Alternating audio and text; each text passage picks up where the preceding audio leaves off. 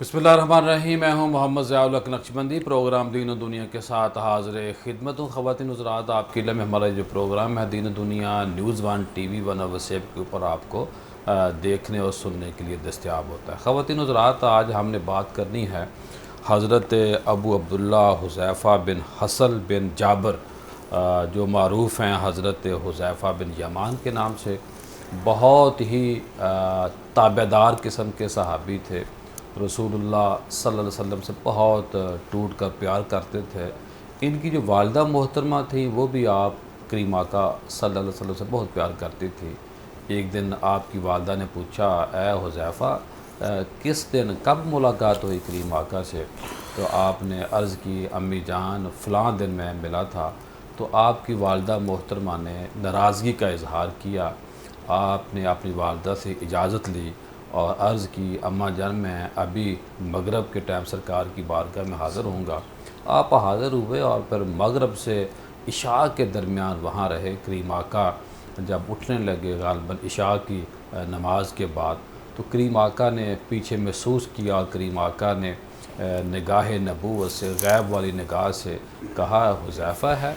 और साथ ये भी फरमाया, आप जब रवाना हुए थे घर से तो उन्होंने अपनी अम्मा जान से अर्ज़ की थी, ए अम्मा हज़ूर, मैं करीम आका की बारगाह में हाज़िर होता हूँ और उनसे अपने लिए और आपके लिए दुआ कराऊँगा। तो करीम आका सल्लल्लाहु अलैहि वसल्लम ने वैसे ही जो आपकी दिली ख्वाहिश थी, आपने आपकी वालिदा मोहतरमा के लिए और आपको दुआ दी। और करीम आका सल्लल्लाहु अलैहि वसल्लम के जो प्यारे सहाबी हैं, ये 28 मुहर्रम यानी आज के दिन इस दुनिया से रुखसत होते हैं। अबू दाऊद शरीफ जिल्द नंबर 4 सफ़ा 129 हदीस नंबर 4243 के अंदर आता है कि आपने फरमाया कि दुनिया के जितने भी फितने हैं और ख़ास तौर पर जिन फितनों के पैरोकार की जो तादाद है, मानने वालों की तादाद 300 हो जाएगी। तो मुझे करीम आका सल्लल्लाहु अलैहि वसल्लम उनके बापों का भी नहीं, उनके जो वालिद हैं उनके नाम भी बताए हैं और उनके कबाइल के नाम भी बताए। ये निगाह नबूवत का फैज़ था। ये करीम आका के गैब का जो इल्म था, उसकी ताकत थी। इन प्यारे सहाबी को आज हमने ख़राज तहसीन पेश करना है। और जब ख़राज तहसीन पेश करना है तो मैं हमेशा कहता हूँ कि हमने अपनी किस्मत जगानी है। मैं आपसे गुजारिश करूँगा शुरू में कि हमने इनके लिए इसाल सवाब करना है। किसी भी लेवल के ऊपर हमने अपने बड़ों को भूलना नहीं है। और आज का जो हमारा पैनल है, अल्लामा पीर ज़ुल्फ़कार मुस्तफ़ा हाशमी साहब मौजूद हैं। माशाअल्लाह आप बानी ख़तीब हैं मरकज़ी जामिया मस्जिद कंज़ुल ईमान जोड़ टाउन लाहौर के, बानी chairman Medina foundation trust Pakistan, सरप्रस्त हैं तज़किया एजुकेशन सोसाइटी और सरप्रस्त आला हैं मुहाफ़िज़ान ख़त्म नबूवत पाकिस्तान, सरप्रस्त आला अंजमन फ़िदायान रसूल पाकिस्तान, सदर मोहम्मदी वेलफेयर फाउंडेशन पाकिस्तान। इनके साथ मौजूद हज़रत पीर मुफ्ती हकीम अब्दुस्तार शाफ़ी दुरानी साहिब, आप माशाल्लाह तिब के शोबे से मुंसलिक हैं और 30 सालों से मरीज़ों को शिफा दे रहे हैं, यानी कि दवाई दे रहे हैं, कहीं कोई फतवा ना लग जाए। अल्लाह का करम है, ये दवाई देता है, अल्लाह इनको मरीज़ों को शिफा देता है। और बे औलाद जो जोड़े हैं उनका खसूसी तौर पे इलाज का बंदोबस्त करते हैं। 11 नाल बहारा, ये इनकी पंजाबी के अंदर जितनी भी नातें हैं, हमद हैं, मनक़बत हैं और मुख्तलिफ़ शुबा है ज़िंदगी के ऊपर जो इन्होंने पंजाबी के अंदर कलाम लिखा है, उसका मजमुआ है। बहुत ही शानदार, बड़ी अच्छी किताब है। तो मेरी ये दरख्वास्त है कि आप इस किताब का भी मुताला कर। और इनके साथ मौजूद हैं मुफ्ती शाहिद महमूद मदनी साहब, माशाल्लाह आपके इल्म है कंज़ुल ईमान बीकन स्कूल जो है 80 से प्लस ब्रांचों का नेटवर्क जो है माशाल्लाह पूरे पंजाब में फैलने के बाद, कायम होने के बाद, फैज़ देने के बाद अब माशाल्लाह खैबर पख्तूनख्वा का भी रुख इख्तियार कर चुके हैं। वहाँ भी ब्रांचों का नेटवर्क शुरू हो चुका है। इसके अलावा माशाल्लाह इनका एम्बुलेंस नेटवर्क है, इमाम हैं, ख़तीब हैं और मदारस का नेटवर्क अलग से मौजूद है। کنز الایمان ہے، ان کے علم کا جو خزانہ ہے، علامہ فاضل بریلوی کا جو ترجمہ قرآن ہے کنز الایمان، وہاں سے انہوں نے نام لیا ہے۔ تو میں اپنے تینوں مہمانوں کا شکریہ ادا کرتا ہوں، انہوں نے ٹائم دیا، وقت دیا، مہربانی فرمائی، تشریف لائے۔ اور میں ہمیشہ کہتا ہوں جو سوال کرنے والا ہوتا ہے وہ چھوٹا ہوتا ہے، جواب دینے والے بڑے ہوتے ہیں۔ اور یہ میں گزارش ان ٹی وی اینکر کو کرتا ہوں کہ جو کبھی نہ کبھی سمجھتے ہیں کہ جی ہم بڑی توپ بن گئے، ہم بڑے بن گئے، حالانکہ بات وہی ہے کہ جو سوال کرتا ہے وہ چھوٹا ہوتا ہے، جو جواب دیتا ہے وہ بڑا ہوتا ہے، اور سوال چھوٹا ہوتا ہے، جواب بڑا ہوتا ہے۔ یہ علامہ صاحب ایسے ہی ہے؟ جی جی بالکل صحیح فرمایا۔ تو کیا فرمائیں گے آج کے موضوع کے حوالے سے؟ حضرت حذیفہ کا ابتدائی تعارف فرمائیں۔ جی بسم اللہ الرحمن الرحیم، الصلاۃ والسلام علیکہ سیدی یا خاتم النبیین۔ قبلہ پیر صاحب بہت بڑی جلیل القدر اور عظیم المرتبت ہستی ہیں سیدنا حذیفہ بن یمان رضی اللہ تعالی عنہ کی ذات اقدس۔ جیسا آپ نے انٹرو میں بتایا، آپ کی کنیت ابو عبداللہ ہے اور آپ کئی سعادتوں کے حامل ہیں۔ آپ رضی اللہ تعالی عنہ کے والد گرامی کا نام حسل یا حسیل رضی اللہ تعالی عنہ ہے۔ آپ کو یہ سعادت بھی حاصل ہے کہ آپ کے والد گرامی اور آپ کی والدہ ماجدہ بھی صحابیت کے شرف سے جو ہے وہ شرف یاب ہوئیں، اور دونوں ہستیاں صحابیت کے مقام پر فائز تھے۔ آپ رضی اللہ تعالی عنہ کی ولادت باسعادت مدینہ منورہ میں ہوئی ہے۔ والد گرامی آپ کے ایک تاریخ کے مطابق یمن کے رہائشی تھے، اور دوسرا یہ ہے کہ جب مکہ مکرمہ میں منتقل ہو گئے کسی سبب سے، یا پھر مدینہ منورہ میں منتقل ہو گئے۔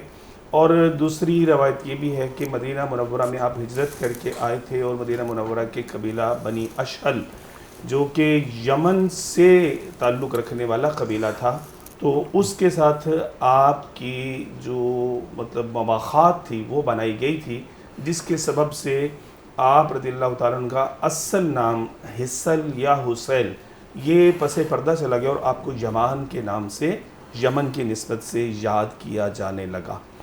حضرت سیدنا حذیفہ رضی اللہ تعالیٰ عنہ اپنے والد گرامی سے آپ نے بڑی تربیت حاصل کی۔ آپ نے والدہ ماجدہ کا بچپن کا واقعہ سنایا، وہ بھی آپ نے تربیت حاصل کی، اور نبی کریم صلی اللہ تعالیٰ علیہ وسلم کی ذات اقدس سے آپ نے بہت زیادہ اکتساب فیض کیا۔ بارگاہ مصطفیٰ کریم آقا صلی اللہ علیہ وسلم میں حاضر رہ کر حضور علیہ السلام سے آپ نے علم کے نور کے جو موتی چن کے اپنے سینہ اقدس کو منور کیا، تو اس کی نورانیت دیگر صحابہ کرام رضوان اللہ اجمعین سے ہمیں ہٹ کر ملتی ہے، ماشاءاللہ، کیونکہ آپ خود یہ بات فرماتے ہیں کہ صحابہ کرام رضوان اللہ اجمعین حضور کریم آقا صلی اللہ علیہ وسلم سے احکامات پوچھتے تھے، ان سے مختلف جو عبادات ہیں وہ سیکھتے تھے، لیکن میرا جو میدان تھا، میری دلچسپی کا میدان تھا، میں حضور علیہ السلام سے زیادہ خطر یعنی زیادہ گناہ کے بچنے کے سلسلے اور فتنوں سے نجات پانے کے سلسلے جو ہے اس کے حوالے سے گفتگو کیا کرتا تھا۔ جی حکیم صاحب کیا فرمائیں گے حضرت حذیفہ کا جو ایمان تھا، جو آپ کا عشق رسول تھا، اس کے اوپر روشنی ڈالیں۔ بسم اللہ الرحمن الرحیم۔ سب سے پہلے تو پیر صاحب آپ کا اور آپ کی ٹیم کا شکریہ کہ آپ نے مجھے اس موقع پر دعوت دی کہ میں بھی اس عظیم صحابی رسول کے بارے میں اظہار خیال کروں جو یقیناً ہمارے ایمان کا حصہ ہیں، اور یقیناً اگر ہم صحابہ کے عشق کو دیکھیں تو ان کا عشق مثالی ہے۔ پوری امت اگر ان کے عشق رسول کو آج فالو کرے تو ہم اپنی معراج کو پا سکتے ہیں۔ اور بالخصوص جناب حذیفہ بن یمان، آپ نبی علیہ السلام کے آداب کے حوالے سے ایک انفرادی مقام رکھتے ہیں۔ ماشاءاللہ، آپ بارگاہ مصطفیٰ علیہ السلام سے اقبال کہتے ہیں، خاموش ہے دل بری محفل میں چلانا نہیں اچھا، ادب پہلا کرینہ ہے محبت کے کرینہ۔ آپ ہمیشہ اس قدر با ادب رہتے کہ کبھی آپ نے ساری زندگی اپنی آواز کو نبی علیہ السلام کی آواز سے بلند نہیں فرمایا، انتہائی پست آواز سے گفتگو کرتے، اور ہر وقت مؤدب رہتے، کریم آقا علیہ السلام کی بارگاہ کی تعظیم کا ہر وقت لحاظ رکھتے۔ اور ایک وقت ایسا بھی آیا کہ آپ ایک بازار سے گزر رہے تھے تو آپ نے غسل کرنا تھا، حالت جنابت میں دیکھا کہ اچانک آقا علیہ السلام تشریف لا رہے ہیں، اور اس حال میں اس قدر آداب کو بجا لائے کہ ملاقات کرنا جو مناسب نہ سمجھا، راستہ بدل گئے، جیسے عرف عام میں کہتے ہیں بندہ کھسک جاتا ہے، تو دوبارہ غسل کر کے بالکل پاک ہو کر پھر آقا علیہ السلام کے بارے میں حاضر ہوئے۔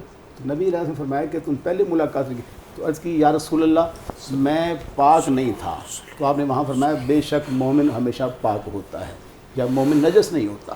تو اندازہ لگائیے کہ اس ذات کو جس کے جلووں میں اللہ قدوس کے جلوے عیاں ہوتے ہیں. صحیح. ہر وقت صحابہ یہ اسی انتظار میں رہتے تھے کہ ہماری نگاہیں ہوں اور کریم آقا کا چہرہ مبارک ہو, اور اس کے بغیر ان کو چین آتا ہی نہیں تھا. لیکن ادب کا یہ عالم تھا کہ انہوں نے, حالانکہ وہ صرف جنابت کا غسل ان پر فرض تھا, ویسے وہ پاک تھے صحابی ہونے کی وجہ سے, صاحب ایمان ہونے کی وجہ سے, لیکن انہوں نے ہمیں یہ درس دیا کہ آقا علیہ السلام کی بارگاہ کے آداب میں جس قدر پاکیزگی ہوگی, جس قدر تقویٰ ہوگا, جس قدر طہارت ہوگی, اس قدر آپ کو اللہ کے رسول کا قرب نصیب ہوگا. ماشاءاللہ. جی مفتی ارشاد مدنی صاحب کیا فرمائیں گے؟ میں نے آپ سے یہ پوچھنا ہے کہ کریم آقا کی جو نگاہ تھی ماشاءاللہ وہ ہر صحابی کے علم کو, مقام کو, مرتبے کو, یعنی کہ صحابی کے اندر چھپی ہوئی جو خوبیاں اور کمالات ان کو آپ پہچان لیتے تھے, اور میرے نبی نے ہر صحابی سے منفرد کام لیا.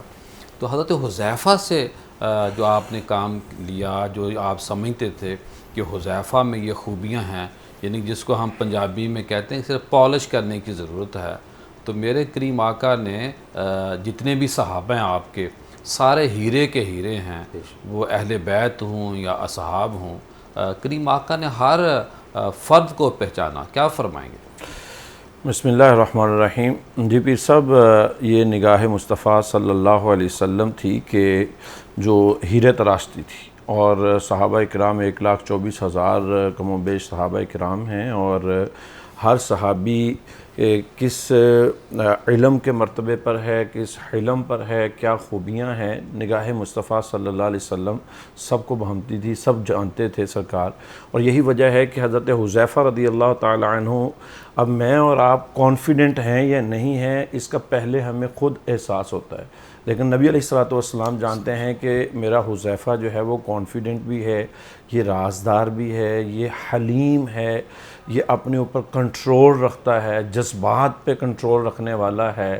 لہٰذا ان کے منصب اور ان کی خوبیوں کے پیش نظر جو ڈیوٹیز تھیں اللہ کے نبی صلی اللہ علیہ وسلم نے وہ ان کو عطا فرمائی. آپ دیکھیں کہ انٹیلیجنس جو ہے وہ پوری دنیا کے اندر کسی بھی طاقت کی بہت بڑی طاقت ہوتی ہیں, ملک چلاتے ہیں, ملک چلاتی ہیں جو ادارے ہیں خفیہ ادارے. اور حضرت حذیفہ بن یمان رضی اللہ تعالی عنہ آج کے دور کے لحاظ سے یوں سمجھ لیں کہ وہ چیف آف انٹیلیجنس تھے. یعنی اس لیول کا ان کا ذہن اور فراست اور آداب اس چیز کے سمجھتے تھے کہ نبی علیہ الصلوۃ والسلام نے انتہائی مشکل وقت میں جتنے غزوات ہوئے, تمام غزوات میں سوائے غزوہ بدر کے آپ بقیہ تمام غزوات میں نبی علیہ الصلوۃ والسلام کے ساتھ شریک تھے. لیکن غزوہ خندق جس میں کافروں نے مکہ سے آ کر مدینہ منورہ کا محاصرہ کر لیا تھا, اور سخت محاصرہ ہوا تھا, اور خندق کے ذریعے دیوار کھڑی کر دی گئی تھی, درمیان میں فصیل بن گئی تھی کہ اب مسلمان جو ہیں وہ مقابلے کے لیے نہیں نکل رہے, اور ان کا محاصرہ بہت سخت ہو گیا تھا. اور ایک وقت تو ایسا آیا کہ کچھ لوگ قبیلے نبی علیہ الصلوۃ والسلام کے اب محاصرہ لمبا ہونے کی وجہ سے کچھ چھوڑ کے بھی چلے گئے, اور تنگی اور پریشانی کا وقت تھا اس وقت.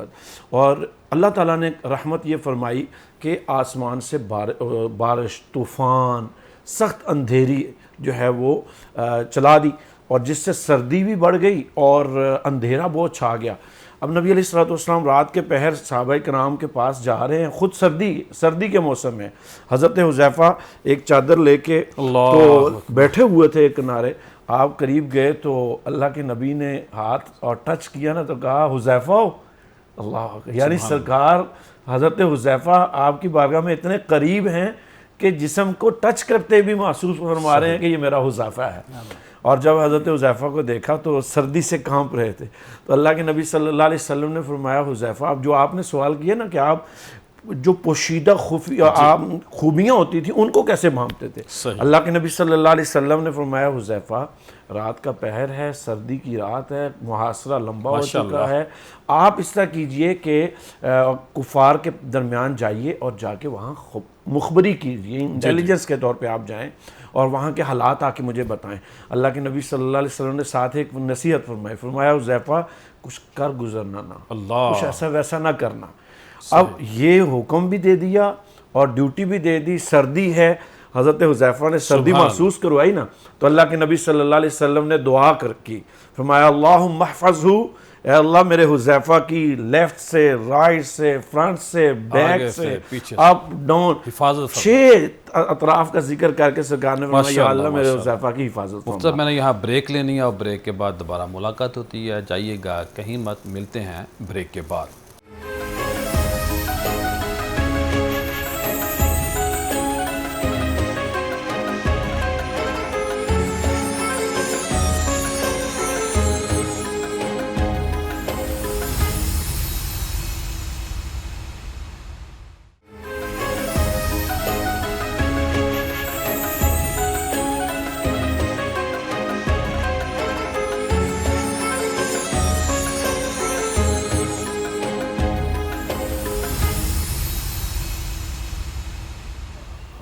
بریک کے بعد خوش آمدید خواتین و حضرات. آج ہم بات کر حضرت حذیفہ بن یمان کی.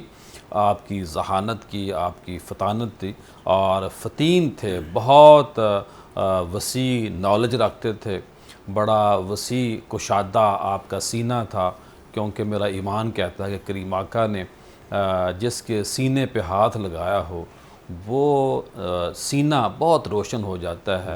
کریم آقا کی تو نگاہ جہاں چاہتی تھی وہاں نور آ جاتا تھا. تو مفتی پیر ذوالفقار مصطفیٰ ہاشمی صاحب کیا فرمائیں گے کہ آپ کی جو حکمت تھی, آپ کا جو ایک عدل والا نظام تھا, آپ کی جو دلیری تھی, اور عشق رسول تو ہماری گٹی میں ہے, کیا فرمائیں گے آپ؟ جی ہاں, میں اگر آپ اجازت دیں گے تو مفتی شاہد مدنی صاحب کا واقعی مکمل کرتے ہوئے بات کو آگے بڑھاتا ہوں. جب آپ واپس اطلاعات لے کے لوٹتے ہیں تو حضور کریم آقا صلی اللہ علیہ وسلم کی خدمت ناز میں حاضر ہوئے, تو حضور صلی اللہ علیہ وسلم کو آ کر خبر دی دشمن کے احوال کی. تو حضور صلی اللہ علیہ وسلم نے پھر چونکہ رات کافی ڈھل چکی تھی تو آپ کو اذن عطا فرما دیا کہ آپ ادھر ہی جو ہے وہ آرام فرمائیں. تو حضرت حذیفہ بن یمان رضی اللہ تعالیٰ عنہ فرماتے ہیں کہ میں اس وقت جو ہے وہ حضور صلی اللہ علیہ وسلم کے قدموں میں لیٹ گیا. اللہ جیسے میں لیٹا تو حضور صلی اللہ علیہ وسلم نے اپنی جو مبارک چادر تھی اس کا کچھ حصہ میرے اوپر ڈال دیا, اور میں نے اس وقت جو مزے لیے پھر وہ آپ خود بیان فرماتے ہیں کہ میں جان بوجھ کے کبھی اپنی پشت کو, کبھی اپنے پیٹ کو, کبھی اپنے سینے کو حضور صلی اللہ علیہ وسلم کے قدمین طیبین سے مس کرتا رہا اور برکتیں حاصل کرتا رہا. اور اسی طرح سے جب صبح ہو گئی تو اٹھ کر دیکھا تو دشمن بھاگ چکا تھا, اور اللہ تعالیٰ نے اسلام کو فتح عطا فرما دی تھی. سیدنا حذیفہ بن یمان رضی اللہ عنہ, جیسے آپ علم و حکمت کا آپ بتا رہے ہیں کہ آپ بہت بڑا مخزن تھے, سیدنا حذیفہ بن یمان رضی اللہ عنہ سے 100 سے زائد پیر صاحب احادیث طیبات جو ہیں وہ مرویات آپ کی ملتی ہیں, اور پھر بالتخصیص آپ درس حدیث دیا کرتے تھے. حضور کریم آقا صلی اللہ علیہ وسلم کے مکتب عشق سے ہی آپ نے پورا قرآن پاک حفظ کرنے کی سعادت حاصل کر رکھی. سبحان اللہ. قرآن سے بہت محبت تھی, آپ اکثر و بیشتر قرآن پاک کی تلاوت فرمایا کرتے تھے. اور پھر خاص طور پہ آپ رضی اللہ تعالیٰ عنہ کو فتنوں کے حوالے سے حضور صلی اللہ علیہ وسلم نے بہت زیادہ علم عطا فرمایا تھا. منافقین کے بارے میں آپ کو مکمل علم تھا کہ اس وقت کون کون سے لوگ جو ہیں منافقین ہیں, اور آپ ان کو ان کے ناموں سے, ان کی ولدیت سے جانتے اور پہچانتے تھے. دیگر صحابہ کرام میں سے حضرت عمر فاروق اعظم رضی اللہ عنہ کے حوالے سے اگر ہم دیکھیں تو آپ اپنے دور خلافت میں آپ کا یہ معمول مبارکہ تھا. بڑا خوبصورت معاملہ ہے کہ چونکہ حضرت حذیفہ بن یمان رازدار مصطفیٰ ہیں اور آپ کو پتہ ہے کون کون منافق ہیں, تو حضرت عمر فاروق اعظم رضی اللہ عنہ جب کوئی مدینہ منورہ میں فوتگی ہو جاتی تو آپ کسی اپنے خادم کی ڈیوٹی لگاتے کہ جاؤ دیکھو جنازے میں حذیفہ ہے تو میں جنازے میں آتا ہوں اور جنازہ پڑھتا یا پڑھاتا ہوں, اور اگر حذیفہ نے جنازہ نہیں پڑھا تو اس کا مطلب ہے مرنے والا مومن مسلمان نہیں بلکہ منافق ہے. اللہ, آپ نے یوں راز بھی رکھا اور پھر اس طرح سے جو ہے وہ جانچا جاتا تھا. ارے میں یہاں تک اگر بات کروں, دیکھیں میرے سے مطلب ضبط نہیں ہو رہا کہ حضرت عمر فاروق اعظم رضی اللہ عنہ کا یہ محبت اور عشق تھا کہ جب آپ کا وقت وصال قریب آتا ہے, شہادت کے وقت جو ہے, تو آپ نے حضرت حذیفہ بن یمان رضی اللہ عنہ کو بلا کر پوچھا, حذیفہ مجھے اب بتا دو کہ کہیں میرا تو حضور صلی اللہ علیہ وسلم نے منافقوں میں ذکر نہیں فرمایا. اللہ اکبر. پھر جام شہادت نوش کرتے وقت بیٹے کو وصیت کی کہ میرے مرنے کے بعد جو ہے وہ حذیفہ سے پوچھنا کہ کہیں میرا ان میں ذکر تو نہیں ہے, اگر حذیفہ کہیں کہ ذکر نہیں ہے پھر در مصطفیٰ پر لے جانا, پیاری امی جان سے اجازت طلب کرنا دوبارہ, حالانکہ پہلے اجازت ہو چکی تھی, پھر اجازت طلب کرنا کہ آپ کا بیٹا آپ کے در پہ حاضر ہو گیا ہے, اب اس کو اجازت دے دیجئے مدفن کی یہاں پہ حضور کریم آقا صلی اللہ علیہ وسلم کے پڑوس میں. یہ سارا معاملہ ہوتا ہے عبداللہ ابن عمر رضی اللہ تعالیٰ عنہ اس کو تکمیل تک پہنچاتے ہیں اور عمر فاروق اعظم حضور صلی اللہ علیہ وسلم کے جوار میں جگہ پاتے ہیں. یہ بڑی محبت کی باتیں ہیں. بس اللہ تعالیٰ. جی حکیم صاحب کیا فرمائیں گے جو آپ کا حکمت تو آپ میں تھی, اخلاق جو آپ کا تھا اس کے اوپر روشنی ڈالیں, اور جو آپ کی عادات تھیں, جو آپ کا طور طریقہ جس کو ہم پنجابی میں کہتے ہیں, اس پہ کیا فرمائیں گے آپ؟ اصل میں آپ چونکہ نبی علیہ السلام کی بارگاہ کے انتہائی مقرب تھے اور آقا علیہ السلام کے قرب کے طفیل, وہ میں یہی کہوں گا کہ صوفیہ کی طرح افناء فی الرسول تھے. ان کا حسن اخلاق, ان کا حسن کردار, صوفی منش آدمی تھے. ایگزیکٹ. اگرچہ سارے صحابی جو گورنر بننے والا واقعہ ہے. جی ہاں جی. تو آپ کا کردار جب آپ کے والد شہید کیے گئے اس وقت بھی آپ نے تحمل میں اس کا مظاہرہ فرمایا, اگرچہ آخر تک اس کا درد رہا, اور آپ کے درد رہا, ان کے لیے دعا کرتے رہے. جی دعا بھی فرماتے رہے, جیسے جن سے یہ غلطی اللہ ان کی مغفرت, اللہ ان کو معاف فرما دے. بے شک. جیسے قبلہ فرما رہے تھے کہ آپ انتہائی آپ کے اندر قوت برداشت, جو کہ مشکل کام ہے. یعنی جب آپ اخلاق کے اعلیٰ منصب پر فائز ہوتے ہیں تو پھر آپ کے اندر جو خصائل رذیلہ ہیں وہ مفقود ہو جاتے ہیں, وہ ختم ہو جاتے ہیں. یعنی آپ کے اندر برداشت پیدا ہوتی ہے, تحمل پیدا ہوتا ہے. یہ اس بات کی دلیل ہے کہ یہ بندہ نبی علیہ السلام کے اخلاق کا مظہر ہے. تو آپ کے بارے میں صحابہ کے اقوال بھی بڑے مستند ہیں. حضرت علقمہ کا واقعہ مجھے یاد آ رہا ہے. وہ ایک بار دمشق کی مسجد میں تشریف لے گئے تو اللہ قدوس کی بارگاہ میں دعا کرتے ہیں کہ اللہم ارزقنی جلیسا صالحا, یا اللہ مجھے کوئی نیک بندہ ملا دے. یہ اس دور کے, یعنی صحابہ کے دور کے اور تابعین کے دور کے لوگوں کی دعائیں تھیں. ابھی آپ بات کر رہے تھے کہ لوگ اہل اللہ پر اعتراض کرتے ہیں. یعنی اس دور میں دعائیں یہ مانگی جاتی تھی کہ یا اللہ ہمیں کوئی صالح بندہ ملا دے. یعنی کہ جس دور میں صالحیت ہے, جس دور کے لوگوں کو جنتی ہونے کی سندیں عطا کی جا چکی ہیں, ان کے اندر بھی تجسس ہے کوئی ہم سے زیادہ کوئی پارسا مل جائے, ہم سے اعلیٰ کوئی متقی مل جائے. حالانکہ سارے ہی نیک تھے. جی بے شک بے شک. تو جستجو تھی. آج تو لوگ اعتراض کر رہے ہیں ایسے ہی. اگر صحابہ کی سنت نماز ہے, روزہ ہے, حج ہے, زکوٰۃ ہے, جہاد ہے, تو میں کہتا ہوں اہل اللہ سے منسوب رہنا اور ان کی جستجو کرنا یہ بھی ان پاک باز لوگوں کی سنت ہے. تو جب مسجد میں پہنچے تو آپ نے اس دعا کے بعد دیکھا کہ وہاں حضرت عبداللہ جو تھے وہ جناب قرآن کی تلاوت بالکل اسی ہی انداز میں فرما رہے تھے جس طرح نبی علیہ السلام قرآن کی تلاوت فرمایا کرتے تھے. تو حضرت ابو درداء انہیں ملے, ان سے پوچھا علقمہ سے کہ آپ کا کیا تعارف ہے؟ تو کہنے لگے میں اہل عراق سے ہوں. تو انہوں نے فرمایا کہ تمہارے اندر ایک ایسا بندہ بھی موجود ہے جس پر شیطان وار نہیں کر سکتا. وہ کون ہے؟ وہ جناب حضرت عمار بن یاسر ہے. اور ساتھ فرمایا ایک ایسا بندہ بھی موجود ہے جسے رازدار رسول کہا جاتا ہے. سبحان. یعنی ان کی بالخصوص اس صفت اور شان کو صحابہ آپس میں تذکرہ کرتے تھے. یہ ان کی انفرادیت, جیسے ہم صدیق اکبر کی صداقت کا تذکرہ کرتے ہیں, جناب عمر کی عدالت کا تذکرہ کرتے ہیں, جناب عثمان کی حیا کا تذکرہ کرتے ہیں, حیدر کرار کی شجاعت کا تذکرہ کرتے ہیں. تمام ستارے ہیں نا جی. بے شک. تو جب ہم یعنی کسی کو رازدار رسول کہتے ہیں, اور یہ بہت بڑا منصب ہے کہ کسی شخص کا نبی علیہ السلام مسلسل رازدار ہونا, صحیح, یہ ان کا بہت بڑا ایک میں کہتا ہوں ایک. جی مفتی ارشاد مدنی صاحب کیا فرمائیں گے جو آپ کا درس حدیث دینے کا واقعات اپنا ذوالفقار صاحب نے پہلے بتائے تھے, آپ کا جو تبلیغ اسلام کا کام ہے, جو طریقہ کار تھا, اس کے اوپر آپ بات کریں تو زیادہ مجھے خوشی ہوگی. جی بھی صاحب میں اس پہ بھی عرض کرتا ہوں. میں گزارش کر رہا تھا کہ حضرت حذیفہ رضی اللہ تعالیٰ عنہ کو جب سرکار نے بھیجا نا, تو اب آپ بڑے کانفیڈنٹ کے ساتھ ان کے لشکر میں پہنچ گئے, اور پہنچنے کے بعد آپ نے دیکھا کہ جو امیر لشکر تھا ان کا اس وقت ابو سفیان, جنہوں نے ابھی کلمہ نہیں پڑھا تھا, آپ کی اپروچ میں آ گیا اور دیکھا کہ وہ اپنے آپ کو گرم ہوا جلا رہا تھا, اور آپ کے تلوار جو آپ کا اس وقت تیر تھا وہ اس کے نشانے پہ تھا. لیکن اور حالانکہ جنگ کا موقع ہے, اور اگر ابو سفیان اس وقت مارے جاتے تو فتح مسلمانوں کی ہو جانی تھی, لیکن اس لیے کنٹرول کر لیا اپنے آپ کو کہ میرے نبی نے کہا تھا کہ اے حذیفہ کچھ ایسا ویسا نہ کر بیٹھنا. نمبر 1. نمبر 2, آپ ذہین اور نبی علیہ السلام کی رازداری کے پاس کیسا کیا کہ جب آپ پہنچے نا تو ابو سفیان لوگوں کو اکٹھا کر رہا تھا, اور اکٹھا کر کے قریب بٹھا کے کہنے لگا میں تم سے ایک ایسی بات کرنے لگا ہوں, لیکن مجھے ڈر ہے کہیں محمد صلی اللہ علیہ وسلم تک میری کوئی بات پہنچ نہ جائے. آپ ان میں موجود تھے. تو اس نے کہا اس طرح ہے کہ حالات بگڑ گئے ہیں, قافلے ہمیں چھوڑ کے چلے گئے ہیں, اور بارش اور طوفان اس طرح کا تیز آ گیا ہے, سردی, کہ اب ہم مسلمانوں کا محاصرہ مزید نہیں رکھ سکتے, لہذا میں تو جا رہا ہوں.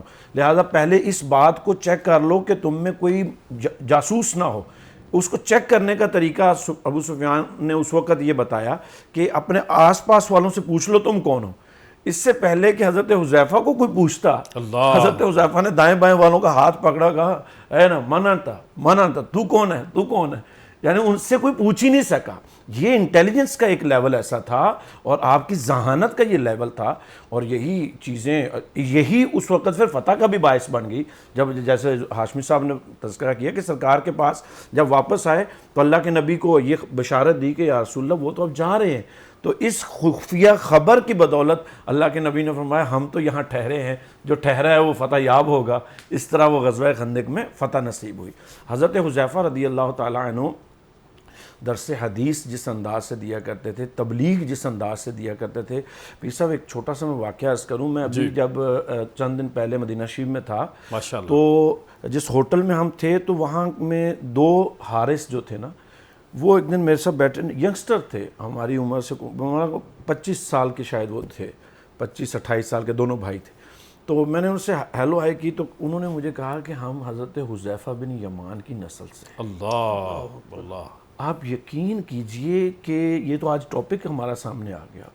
میں ان بچوں کی گفتگو, ان کے انداز, میٹھا انداز, حضرت حذیفہ کا تذکرہ روتی آنکھوں سے کرنے کے انداز سے اتنا امپریس ہوا کہ میرے دل میں حضرت حذیفہ کی اور محبت بڑھ گئی. سبحان اللہ. وہ کہنے لگے کہ حضرت حذیفہ رضی اللہ تعالیٰ عنہ کا پورا خاندان جو ہے آج بھی مدینہ منورہ میں موجود ہے. اگرچہ آپ مدائن چلے گئے تھے لیکن پھر ان کا خاندان واپس مدینہ شریف آ گیا, اور ایئرپورٹ کے قریب, مطار کے قریب ان کا خاندان آج بھی آباد ہے. وہ بچے خود اتنے پاکیزہ الفاظ, کردار کا, ہم تقریباً 10 دن ان کے آس پاس رہے. حضرت حذیفہ بن یمان رضی اللہ تعالیٰ عنہ کا فیض ان بچوں سے اتنا مقدس لوگوں کا خون ہے جی, اور مقدس خون. اور دیکھیں جبکہ وہاں تو اور بھی بہت خاندان ہیں, لیکن حضرت حذیفہ رضی اللہ تعالیٰ عنہ کی جس نفاست کا, وہ رازداری جس کا انہوں نے ہم تذکرہ کر رہے ہیں نا, جب وہ اس چیز کا تذکرہ کر رہے تھے تو وہ اپنے شرف پر ناز کر رہے تھے کہ ہم اس نسل سے ہیں جس نسل کو اللہ کے نبی صلی اللہ علیہ وسلم نے اپنا رازدار بنایا. ذوالفقار صاحب کچھ ایڈ کرنا چاہ رہے ہیں جی. جی بالکل, بہت پاکیزہ طینت اور پاکیزہ فطرت ہستیاں ہیں یہ, اور اسی لیے تو آپ دیکھیے نا کہ حضور کریم آقا صلی اللہ علیہ وسلم نے ایسے ہی تو ارشاد نہیں فرما دیا, بلا تخصیص ارشاد فرمایا, فَبِأَيِّهِمْ اِقْتَدَيْتُمْ اِهْتَدَيْتُمْ. صحابہ النجوم, میرے تمام صحابہ جو ہیں وہ مثل ستارے آسمان کے ہیں, اور ان میں سے کسی کی بھی تم جو ہے وہ پیروی کر لو گے تو تم ہدایت پا جاؤ گے. حضرت سیدنا حذیفہ بن یمان رضی اللہ تعالیٰ عنہ جو آج کے ہمارے ممدوح ہیں, آپ کی تو کئی تخصصات ہیں. آپ دیکھیے کہ قرآن حکیم فرقان مجید کے ساتھ, جیسے میں نے پہلے عرض کیا, بڑا آپ کو شغف تھا, اور وہ اللہ تعالیٰ کی بارگاہ میں ایسا قبولیت کا باعث بنا کہ جب مختلف جو بلاد ہیں اس کی فتوحات ہوتی ہیں تو آپ مقام نہاوند وغیرہ دیگر مقامات پر جو ہے وہ قادسیہ کے مقام پر بھی آپ نے جو ہے وہ جہاد میں شرکت فرمائی. تو وہاں لوگوں کو دیکھا کہ وہ مختلف قراتوں میں قرآن پاک پڑھ رہے تھے, تو آپ نے واپس آ کر سیدنا عثمان غنی رضی اللہ تعالیٰ عنہ کی اس بات کی خبر دی اور ان کو بتایا کہ اس طرح سے قرآن کی قرات جو ہے وہ لوگوں نے اپنی اپنی زبانوں میں شروع کر دی ہے. تو پھر جامع القرآن جو سیدنا عثمان غنی رضی اللہ عنہ لقب ہے وہ اس وجہ سے نہیں ہے کہ آپ نے قرآن کو جمع کیا تھا. قرآن تو پیارے آقا صلی اللہ علیہ وسلم نے خود جمع فرما کے سیدنا ابوبکر صدیق رضی اللہ عنہ کو سپرد فرما دیا تھا, اپنی عائشہ صدیقہ رضی اللہ عنہ کو سپرد فرما دیا تھا. مسلمانوں کو ایک قرات پر جمع آپ نے فرمایا تھا. تو آپ یعنی سیدنا حذیفہ بن یمان رضی اللہ عنہ اس بات کا سبب بنے کہ آج امت جو ہے وہ ایک قرات پر, قرات قریش پر جو ہے وہ جمع ہے, قرات حفص بھی اس کو ہم کہتے ہیں, اس پر جمع ہے. اور جو ایک اس کی قرآن پاک کی رائٹنگ ہے جو کہ آپ حضور صلی اللہ علیہ وسلم کی خدمت میں حاضر رہ کے آپ نے کاتب وحی ہونے کا شرف بھی پایا, تو اس پر بھی امت کو آپ نے مجتمع فرمایا تھا. ماشاءاللہ. یہ علامہ صاحب انشاءاللہ گفتگو سلسلہ جاری رہے گا. یہاں بریک لیتے ہیں, بریک کے بعد دوبارہ ملاقات ہوتی ہے.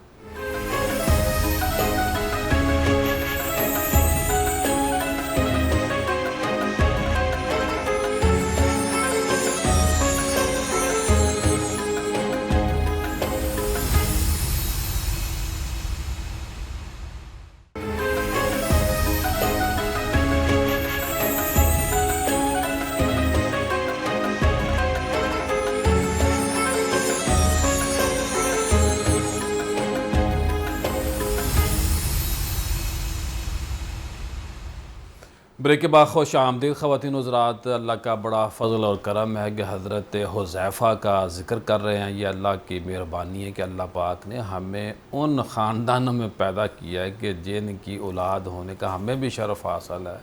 یہ چھوٹا اعزاز نہیں ہے, سچی بات ہے. یہ اگر کوئی ہمارے پاس کوئی پلے ہے جس کو کہتے ہیں, تو یہ پاکوں کا ذکر کرنا ہے, یہ پاکوں کی نسبت ہے. ان کے صدقے ہمارا بیڑا پار ہو سکتا ہے.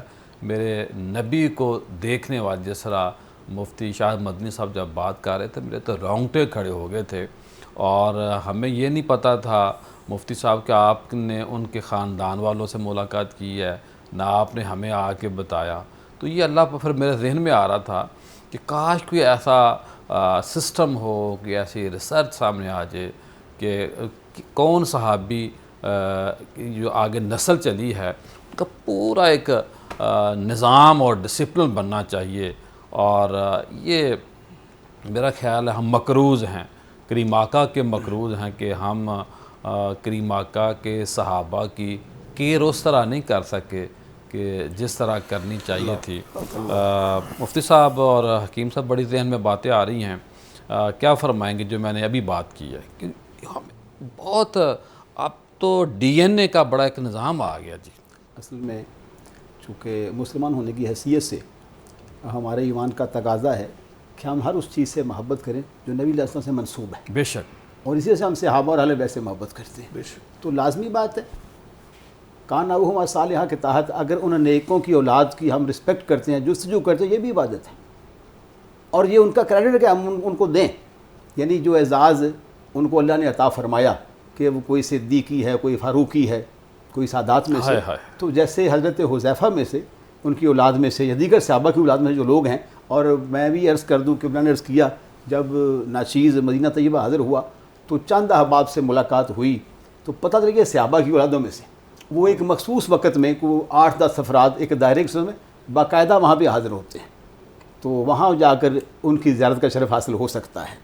تو یہ آپ نے بجا فرمایا کہ ہم مقروض ہیں, ہمیں کوشش کرنی چاہیے کہ ایسے قبائل کے جو لوگ ہیں, جو صحابہ کی اولادیں ہیں, ان کو یعنی وہ رسپیکٹ دی جائے. اور جیسے ہم اکثر بڑے بڑے پروگرامز پہ یعنی مشائخ کو بلاتے ہیں دیگر ممالک سے, عرب سے, تو اگر ہماری کسی یعنی میلاد کی محفل ہو یا کوئی اور پروگرام ہو, تو اگر یہ میرا خیال تھا کسی ایسے فرد کو اگر ہم بطور مہمان خصوصی یا بطور صدر منتخب کریں تو میں کہتا ہوں یہ اللہ اور اس کے رسول کی رضا کا جو عجیب و غریب قسم کی قوم ہمیں ٹکری ہوئی ہے, اس کے لیے بھی عقائد بھی اب درست نہیں ہیں. تو اللہ کرے کہ ہم ان کی جگہ ایسے صحابہ کی اولادوں کو بلائیں. بے شک بے شک. اصل میں جی وہ اقبال پیوستہ رہے شر سے امید باہر, بات وہی ہے. جو لوگ اہل اللہ سے وابستہ رہے ان کا اللہ نے ایمان بھی سلامت رکھا, ان کا ایقان بھی سلامت رکھا, ان کا عرفان بھی سلامت رکھا. دیکھیں اس کے بغیر کوئی عارف باللہ نہیں ہوا. تو یہ تو ساری بات نسبت کی ہے. جن کے عقیدے بگڑے ہیں وہ مرکز سے ہٹ کے بگڑے ہیں. صحیح. ورنہ آپ جناب صدیق اکبر کو دیکھ لیں, جناب عمر کو دیکھ لیں. بلکہ مطلق صحابہ کا جو انداز تھا آداب بارگاہ رسالت کا, وہ اس کی مثال کو دنیا میں پیش کر ہی نہیں سکتا. اللہ. بڑے بڑے عروہ بن مسعود جیسے بادشاہ کے دنگ رہ کے دیکھتے ہو کہ یہ کیا ہے. تو وہاں تو نظام ہی اور ہے, عشق کی اپنی دنیا ہے. تو اس لیے ساتھ صحابہ روتے ہیں. بے شک بے اے کریم آقا یہ آپ کی نسبت کا وسیلہ کی برکت ہے بے شک کہ ہم کیا تھے, آپ نے ہمیں کیا بنا دیا. جی ہاں, اصل میں وہ بھی ناز اور فخر کرتے تھے. بے شک بے شک بے شک. یہ تو جناب والا ہر صحابی نے اس پر کلمہ جی مفتی شاہ مدنی صاحب, میں دوبارہ حکیم صاحب کی طرف آتا ہوں, کیا فرمائیں گے آپ؟ سب جس ناز سے وہ مشرف ہوئے ہیں وہ ہے ہی ناز. جس لیول پہ وہ فائز ہوئے ہیں, جیسے آپ تذکرہ کر رہے تھے نا صحابہ کرام کی اولاد کا, تو اسپیشلی طور پہ مجھے 3 سے 4 صحابہ کرام کے خاندانوں سے مختلف مواقع پہ ملنا نصیب ہوا الحمدللہ. اور میں نے ایک مکہ مکرمہ میں ایک نوجوان سے ملاقات ہوئی. میری عادت ہے کہ میں جب وہاں کہیں کسی عربی سے ملتا ہوں تو میری خواہش ہوتی ہے کہ میں اس سے پوچھوں کہ آپ مکی ہو, آپ مدنی ہو, کس قبیلے کے ہو. اور میں نے میرا خیال ہے اس طرح کوئی 100 کے قریب کم از کم لوگوں کے میل جول میں انٹرویو کیے ہوں گے کہ کس خاندان سے ہیں. لکھا کرو کہیں, اب بات لکھیں آپ نے. تو مجھے ایک صاحب ملے, وہ مکہ میں مقیم ہے اب, تو مجھے کہنے لگے کہ ہم حضرت عبداللہ بن مسعود کی اولاد سے ہیں. واہ واہ سبحان اللہ. اچھا, میں حضرت عبداللہ بن مسعود اس صحابیت کے عظیم مرتبے میں صحابہ میں بھی ممتاز شان کے مالک تھے. اس شخص نے نا مکہ مکرمہ میں وہ ٹیکسی چلا رہا تھا, تو وہ جب تھوکنے لگا نا تو تھوکتے ہوئے اس نے ایک طرف تھوکنے کا ارادہ کرنے کے بعد دوسری طرف تھوک دیا. میں نے کہا یہ کیا ہے؟ کہتا اس طرف مکہ خانہ کعبہ شریف ہے, تو یکدم مجھے تھوکتے یاد آیا کہ ادھر نہیں ادھر تھوکنا ہے. اللہ اکبر. یعنی حضرت عبداللہ بن مسعود رضی اللہ تعالیٰ عنہ کی فقاہت جو تھی سبحان اللہ. وہ آپ کے خاندان میں کیسے سرایت کرتی ہے. اور بظاہر وہ نوجوان جو تھا وہ کوئی فاضل نہیں تھا. مفتی صاحب, اللہ کے نبی نے ہر صحابی کو مختلف دعا دی. وہی میں گزارش کر رہا ہوں کہ وہ صحابی حضرت عبداللہ بن مسعود, یہ حضرت حذیفہ رضی اللہ تعالیٰ عنہ, یہ دعائیں تو قیامت کے دن بھی کام آنی ہیں. حضور کی دعا تو ایسی ہے جس کو ہمارے بزرگوں نے فرمایا نا, اجابت کا صحرا عنایت کا جوڑا, دلہن بن کے نکلی دعائے محمد. سبحان اللہ. کہ آقا کریم صلی اللہ تعالیٰ علیہ وسلم کے لبھائے مبارکہ سے جو الفاظ نکلے کسی کے لیے, اللہ نے اس کو قبول فرما دیا. حضرت عبداللہ بن مسعود رضی اللہ تعالیٰ عنہ کے لیے فقاہت کی جو دعا نکلی, حضرت عبداللہ اب خاندان ہے, حضرت حذیفہ رضی اللہ تعالیٰ عنہ کا خاندان لے لیں, حضرت عبداللہ بن مسعود رضی اللہ تعالیٰ عنہ کا خاندان لے لیں, اور دیگر صحابہ کرام وہاں پہ مکہ مدینہ منورہ میں, تو آپ تھوڑا سا کسی کو قریدتے ہیں نا پیر صاحب, آپ بالخصوص اگر آپ 8-10 دن کے حاضری میں ہوتے ہیں عام طور پہ, تو آپ مخصوص جگہوں پہ مخصوص لوگوں کو آپ بیٹھے دیکھیں گے نا, تو تھوڑا سا ان کے قریب ہو کے دیکھیں, آپ کو جھلک نظر آئے گی کہ یہ کس شان کے مالک ہیں اور ان کا نسب کہاں تک جا رہا ہے. جی ذوالفقار صاحب, میں دوبارہ مفتی صاحب کی طرف جاتا ہوں. پہلے یہ بتائیے کہ جو آپ کا ذوق جہاد تھا, جذبہ جہاد تھا, اس کے اوپر روشنی ڈالیں آپ. جی ہاں, دیگر صحابہ کرام رضوان اللہ اجمعین کی طرح سے آپ کو بھی یہ شغف جو ہے وہ یقیناً ایک طرح سے حضور صلی اللہ علیہ وسلم کی صحبت باکمال سے حاصل تھا. تمام غزوات میں جیسا مفتی صاحب قبلہ نے فرمایا, سوائے غزوہ بدر کے اپنے شرکت کی, غزوہ بدر میں شرکت نہ کرنے کا بھی ایک بڑا خوبصورت واقعہ ہے. آپ اپنے والد گرامی کے ساتھ مکہ مکرمہ سے مدینہ منورہ کی طرف آ رہے تھے, کفار کا جو لشکر تھا انہوں نے آپ کو انٹرپٹ کیا, پوچھا تو آپ نے کہ آپ کے والد نے کہا کہ نہیں ہم تو مدینہ منورہ جا رہے ہیں. تو کہا, وعدہ لیا کہ جاؤ مدینہ منورہ جانا ہے, لیکن تم نے ہمارے خلاف لڑنے کے لیے نہیں آنا, ہم تو لڑنے جا رہے ہیں. تو انہوں نے کہا ٹھیک ہے ہم لڑنے نہیں آتے. حضور صلی اللہ علیہ وسلم کی خدمت ناز میں پہنچے, آ کر واقعہ عرض کیا. حضور کریم آقا صلی اللہ علیہ وسلم نے افائے عہد کا ایک خوبصورت پیغام جو ہے وہ رہتی دنیا تک کے اپنے ماننے والے غلاموں کو دیا کہ نہیں, تم جب انہیں یہ کمٹمنٹ کر کے آئے ہو کہ ہم تمہارے خلاف نہیں لڑیں گے, لہٰذا اب تم ہمارے ساتھ, اگرچہ ہمیں ضرورت ہے, ہم تعداد میں بہت تھوڑے ہیں, لیکن تم ہمارے ساتھ اب شریک سفر نہیں ہوں گے, آپ لوگ مدینہ منورہ چلے جائیے, ہم بدر میں جا کر لڑتے ہیں. اور اس کے بعد پھر دیگر غزوات میں آپ نے شرکت کی. حضور کریم آقا صلی اللہ علیہ وسلم کے وصال فرما جانے کے بعد عمر فاروق اعظم رضی اللہ عنہ کے دور میں جو بھی محاذ ہوئے, اور عثمان غنی رضی اللہ عنہ کے دور میں جو بھی محاذ ہوئے, اسلام کی جو کثیر فتوحات کا دور ہے, آپ ہر محاذ پر جو ہے وہ کفار اور دشمنان اسلام کے خلاف برسر پیکار نظر آتے ہیں. قادسیہ, نہاوند, اور اسی کے تسلسل میں ہی آپ کو پھر جو ہے وہ مدائن میں بھجوایا جاتا ہے گورنر بنا کر, اور وہاں پر آپ جا کے خدمت اسلام کا عظیم فریضہ سر انجام دیتے ہیں. جی حکیم صاحب آخر میں کیا فرمائیں گے؟ میں قبلہ ہاشمی صاحب کی بات کو بڑھاتا ہوں کہ صحابہ کے قریب ان کا مقام و مرتبہ.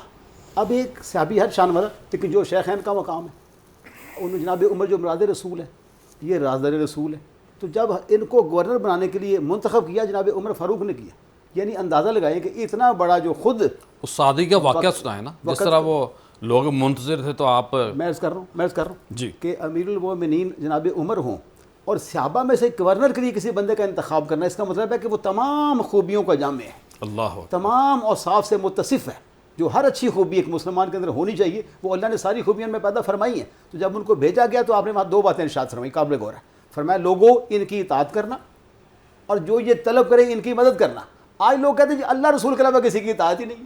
اور میں نے کہا صحابہ کو تو پڑھو, جناب صدیق اکبر کو پڑھو, جناب عمر کو پڑھو, وہ تو اپنے صحابی جو ہیں جو مقام میں ان کے بعد ہیں, لوگوں کو ان کی اطاعت کی ترغیب دے رہے ہیں.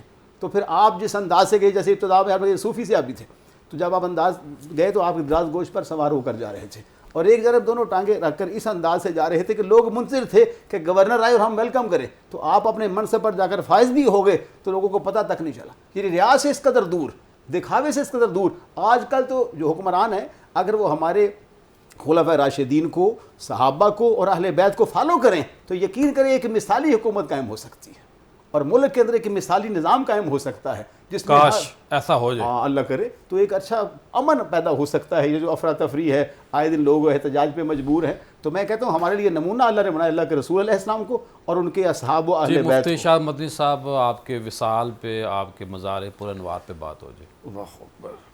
آپ مدائن میں ہی آپ کا انتقال ہوا, اور مدائن کا جیسے بھی واقعہ ہوا کہ حضرت عمر رضی اللہ تعالیٰ عنہ نے جب مدائن آپ کو گورنر کے طور پہ بھیجا, تو ویسے حضرت عمر رضی اللہ تعالیٰ عنہ کی عادت یہ ہوتی تھی کہ جس منصب پہ جس کو فائز کرتے تو اس کے لیے ایک تحریر لکھ کے بھیجتے کہ ان کے ساتھ یہ کام اور اس انداز سے, مخصوص انداز.